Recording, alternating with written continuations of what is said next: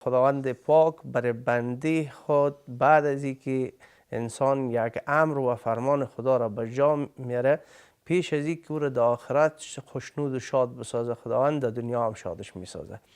یعنی به این معنا که ابراهیم علیه السلام بدون تردید، بدون شک و شبهه، بدون از اینکه در قلبش چیزی خطور کنه، بر رضایت خاطر خود رفت و اسماعیل علیه السلام به قربانگاه برد و قربانی میکرد.